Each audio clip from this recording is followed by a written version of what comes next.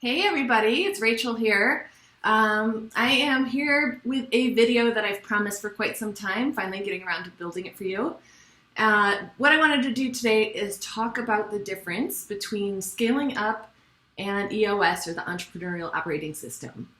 I know as accelerator trainers we get a lot of questions in the classroom.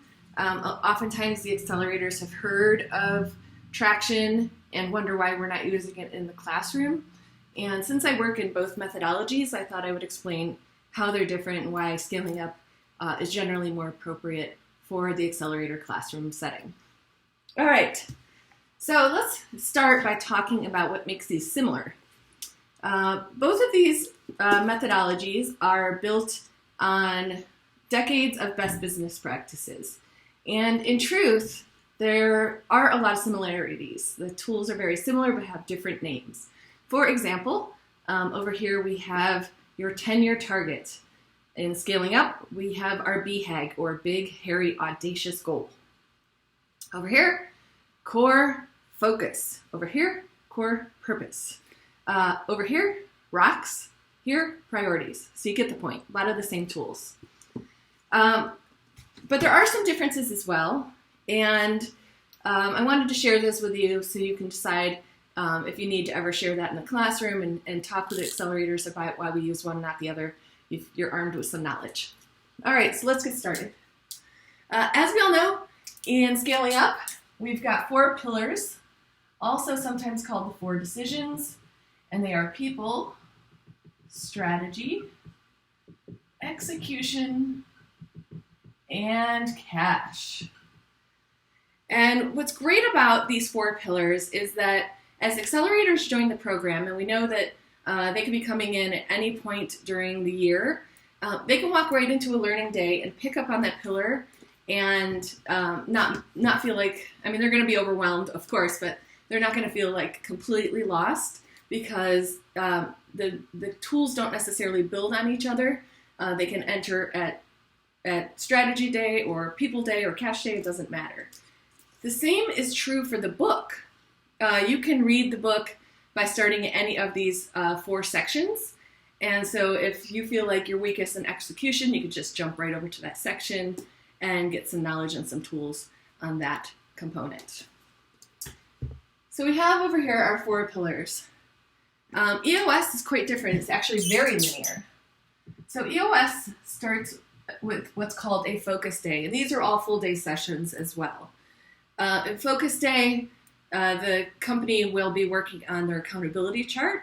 So getting what are the roles in the company and who is sitting in the seat for each of those roles. And we'll establish their first rocks. Again, in scaling up, they're called priorities. And we'll build their first scorecard. These are the metrics that'll help them know how they're performing, both as lagging indicators and leading indicators. After focus day, we have 2 vision building days. Vision building day 1 and 2. And these, by the way, are usually done about 30 days apart. So month 1, month 2, month 3.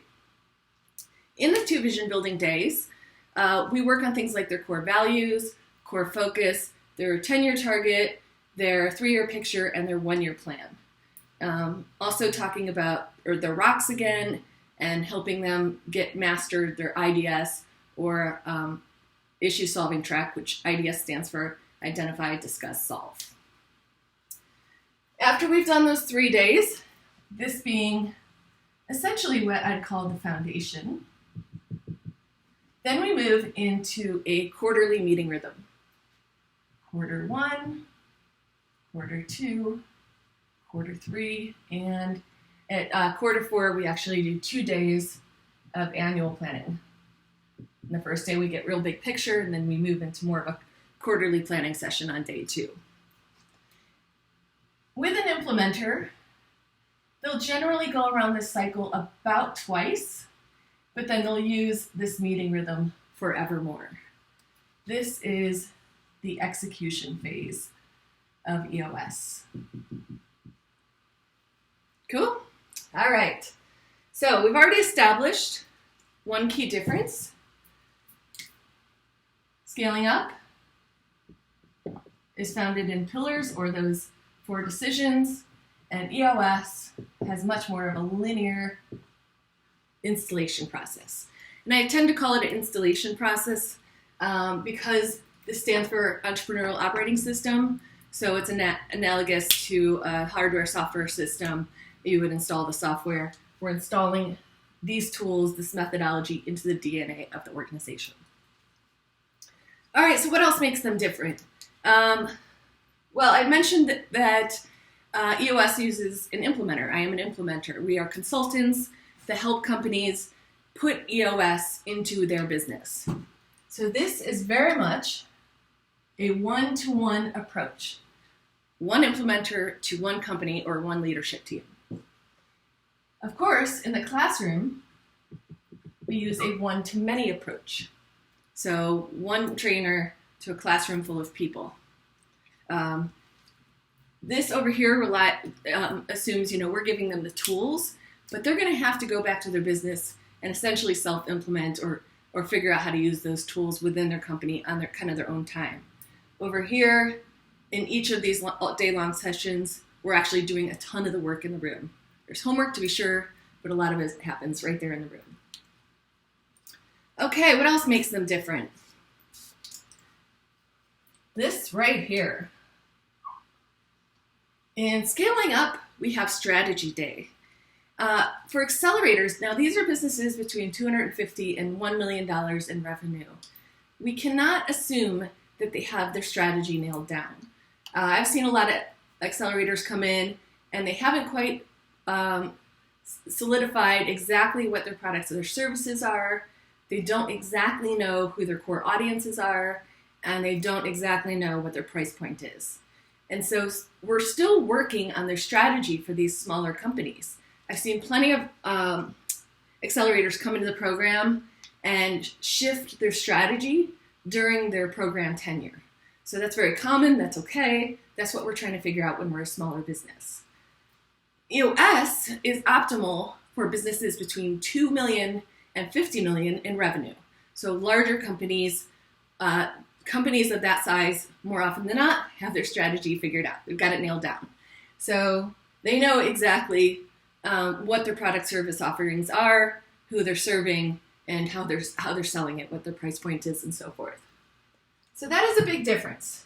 We need to make sure that we've got strong strategy tools for our scaling up accelerators.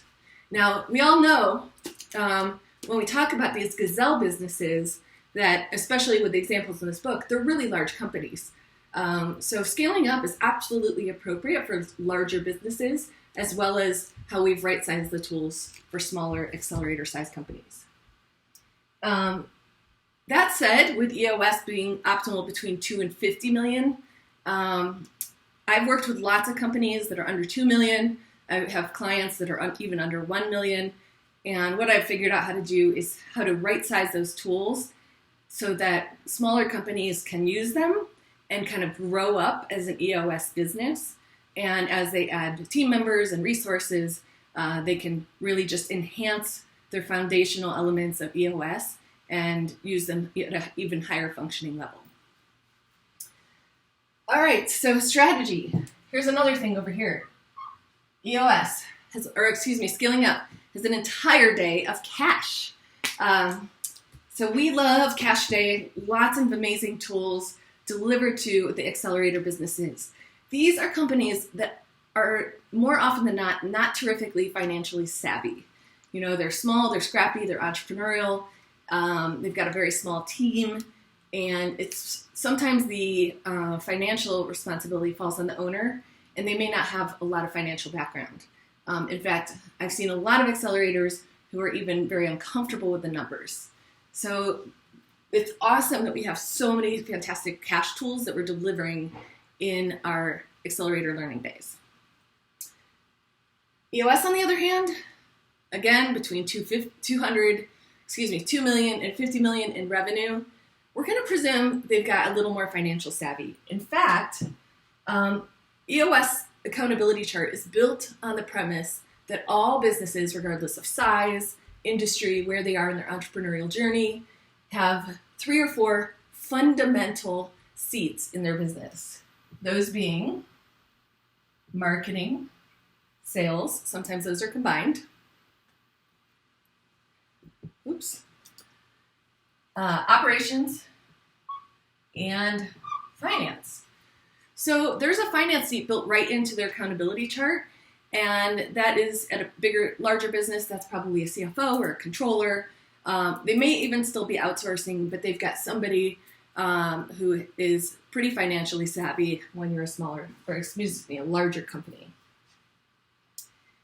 EOS is also distinct because it has 2 additional seats. In most, but not all, businesses, there's a seat called the visionary. For these more entrepreneurial businesses, that's usually the founder or business owner. They're often in the visionary seat. And then we have another role called the integrator. The integrator is a really unusual role. It's fantastic in businesses, and I love it as part of the EOS model. The integrator's job is to make sure that all the functions of the business are working well together, that there is harmony amongst the different functions, that they don't become siloed, and their job is to build that harmony and remove any barriers to the company's success. So the integrator is a really unique role, very powerful role in EOS. So something a little bit different over here are those roles. And then I'll come back over here and say the emphasis on cash is stronger in scaling up. There is one cash tool in EOS, and it's called Cash Flow Drivers. It's a fantastic tool. Just helps you find money where there isn't necessarily some, but again, there's a lot more cash tools over on this side of our equation. So if scaling up is really strong in strategy and cash, what is EOS really strong in? Again, this is my opinion. Where EOS really sings is in vision and execution. Execution in EOS language is actually called traction. This is where the rubber meets the road. This is where you really get solid at your execution habits. Everything from meeting rhythms to accomplishing your quarterly rocks, to resolving issues, just building strong processes. Again, all those things I mentioned are very visible and usable in the scaling up model, but there's an extra emphasis in traction. It's the whole reason, in fact, EOS uses this document, the Vision Traction Organizer, or VTO. One whole page is about the vision, a whole page about traction. It's a tool that they use as an active strategic planning tool every single meeting, every single month, every quarter, and so forth. So that is what I see as the strengths and differences between the 2 models. I am very passionate about both of them. I do feel like the scaling up model is more appropriate in the accelerator classroom, but I'm open to any questions you have or comments. I'd love to hear from you.